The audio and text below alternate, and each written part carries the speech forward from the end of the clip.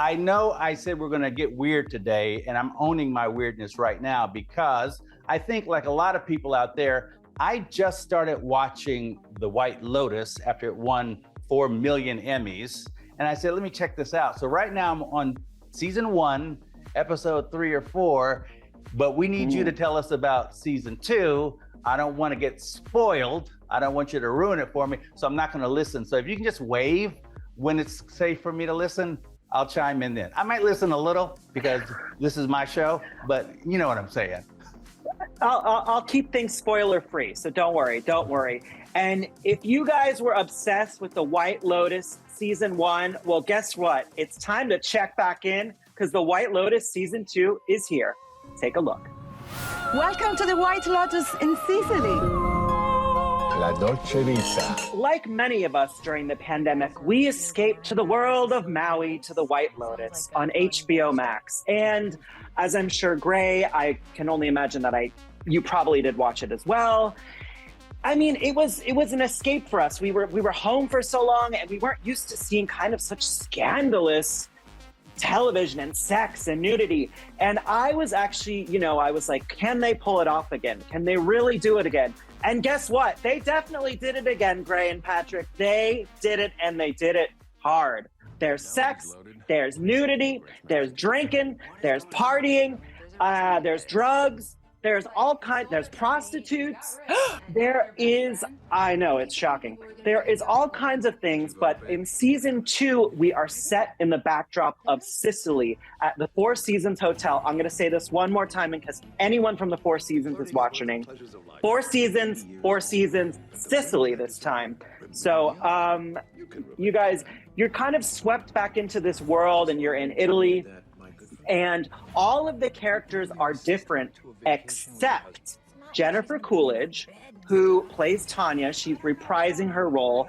And the man that plays her husband from the first one also comes back for the second one. But other than that, everyone is new. So it's more, intersecting storylines like we saw in the first. Now, I will say it moves a little bit slow in the beginning. I watched the first 5 episodes. It gets really good on episode 5. The kind of first 4 episodes are setting up to kind of a larger crescendo that you're going to notice in episode 5. I won't give anything away because HBOMax will kill me. But I've only watched 5. They haven't sent me more, but I'm waiting. HBOMax, if you're listening, can I have some more? I mean, I'm not getting any younger here. I don't care how much Botox I get. I'm just waiting for more because the show is so good and it's going to be a huge epic success for HBO Max. It already has, I think they said the premiere eclipsed the last premiere, so it's doing very, very well already. It is so much fun watching affluent people behaving badly. Yeah, and they also, the writing, Mike White's writing is so good. There's modern pop culture references, like they even do a reference to Ted Lasso in the first episode. You're like, what? It's these people sitting around making jokes like, we don't watch Ted Lasso, and that's kind of what those rich people do. But I bet they don't because they all have cold, dark hearts. Cold, dark hearts. Like Theo James and Aubrey Plaza. Like I'm loving this so far. I've only seen 1 myself because I just want to savor it, and like give myself something to live for. Now, Gray, did you enjoy Theo James's nude scene? I was too busy being weirded out with the context that I won't spoil for anyone. Okay. Now we're not giving anything away. Okay. But if you want to see naked people, watch White Lotus season 2. I was very happy because so far in season 1, Jennifer Coolidge is my favorite. And I was very happy that she was one of the people returning to season 2 so that I can get into it then. Yes, Tanya is back bigger, better than ever, baby. And this time she has macarons.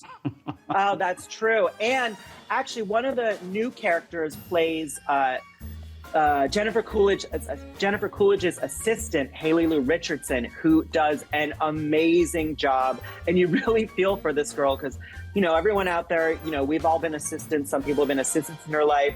Now imagine having Jennifer Coolidge as your boss in that character as your boss. So it gets very interesting and weird. Wacky. Keeping it weird.